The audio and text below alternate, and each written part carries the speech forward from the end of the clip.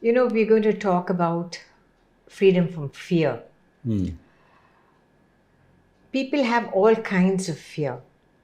Fear of death, fear of illness, fear of losing loved ones, fear of losing a job, fear of loneliness, all sorts of fears. So when these people have, and so what people would normally resort to would be that they would be going and, going to temples, offering pujas, doing special, maybe some special rituals which have been suggested by maybe an astrologer. Maybe they go to a counselor, or maybe they may even go, they could go to a counselor and get some help, thinking that something is going wrong with them. And how do they come to terms with this fear? And this is an overwhelming thing for them. So what would they do? So all these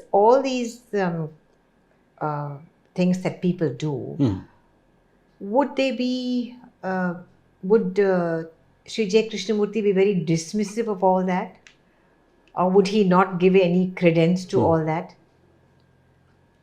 It's, I think, more important for us to see from our own perspective and clear thinking what is wrong with these approaches of resorting to the succor and solace that traditional religions are offering, that religious authorities are offering, and that even the counselors are offering. Now, the counseling thing is a new door which has been opened in the West, essentially in a society where religion is broken down. In India, we don't have that counseling so much, but we have a lot of solace and succor coming from traditional religions, pujas, mantra japa, and so on. Now, where actually is the malaise? Now, fear is happening in consciousness. It's happening here in that theater, which is a very subtle and invisible theater. And actually, we have not addressed the malaise in the ground in which it is transpiring.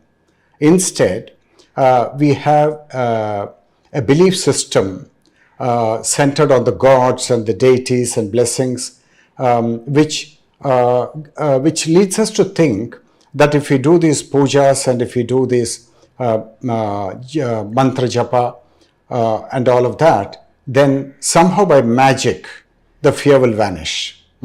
Now, that's a very childish belief system which we have got, and so long as we have that belief system, I think we can make no headway in understanding fear and understanding its origins and how to deal with it.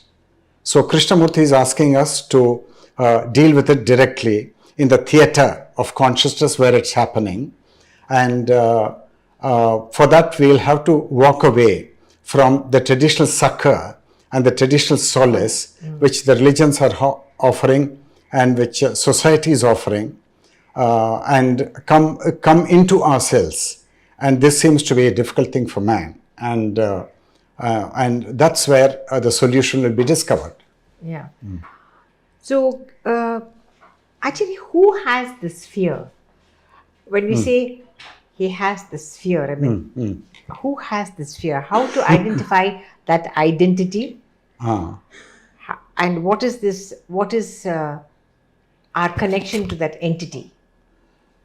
I mean, we shouldn't make a mystery of the whole thing, but you know that we use the ordinary pronoun.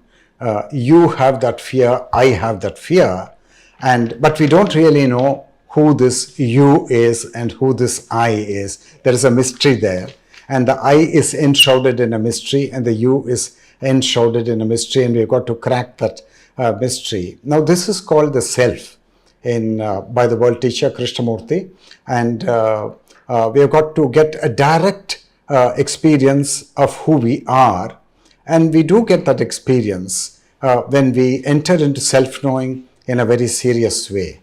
Then it's a certain formation in the flowing river of consciousness, a certain formation much like a vortex or the vortices which form when the Ganga river is flowing. It's a repetitive movement in a certain spot without making any contribution to the actual movement. a very localized, repetitive moment. And that's the self. And one has to understand the formation of the self and why it is creating all these problems. And that's the door that Krishnamurti has opened. So are there any other synonyms for this self? I mean, self is what Krishnamurti has called it. So are there any other synonyms for the self that what we could perhaps understand it even better? In the Krishnamurtian literature and in the public talks of the master, we find other usages of the master Krishnamurti. For example, sometimes he uses the word observer, which I see is quite an apt description of the self. Then he uses the word thinker. Then he uses the word censor. Somebody who is censoring, who is editing, and who is manipulating, and who is controller. And these are the words that Krishnamurti uses. But if you come to the traditional religious literature of India, then you find that the correct name for this whole phenomenon, the dynamical phenomenon of the self, the name is Jivatma. That's the correct name. Okay. Now, since we were talking about fear, I've read the death experience of Sri Ramana Maharishi. Now, he was a 16-year-old boy who was suddenly overcome with this fear of death. Right. I mean, in a situation where he was not having any ill health or anything, but he kind of his reaction to that is so very different from what we have spoken about now. His reaction to that was something so unique that he was transported straight away from that frightened, fearful 16-year-old, and he just landed on the what should we say, a lap of the divine, that he landed into self-realization. Okay? I mean, all of us had to labor through for a long time to reach that level, if ever. But I'm just saying that happened that way. I mean, he dramatized it by lying flat on the bed and lying still as if his body was had rigor mortis. And he said, then he started asking these questions as to who was it that had died, and what had died, and there starts all his enquiry.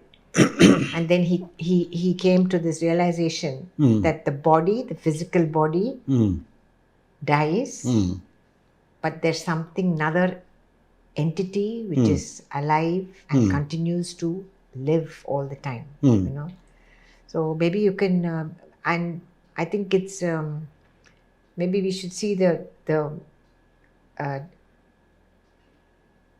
interdisciplinary what shall we say, area between Ramana Maharishi's teachings and Krishnamurti's teachings? Yes. Actually, we have done that in the year 2021 in July, when we had a very interesting webinar in which we raised a very disturbing question that when death is almost at the doorstep of a large section of humanity, why is it that humanity is not actually grappling with the question of death per se? That was the whole theme of the webinar. And then we discussed in that webinar Krishnamurti's death experience and Ramana Maharshi's experience of the fear of death. And we dealt with this at great length as to how the 16-year-old boy Ramana, he showed extraordinary mastery in self-knowing, consummate mastery, so that by paying attention to the what is, in Krishnamurti's sense, he was straight away shot into the open skies of self-realization. We dealt with it. It's rather involved, the whole thing, so we can't go into it here. But that is definitely an interdisciplinary area where Ramana Maharshi is giving an example to the entire world of people who want to understand Krishnamurti, how to deal with a very tormenting and very scary what is. It's for the whole world to study that, to go back to the Maharshi's experience and to see it in the light of Krishnamurti's work.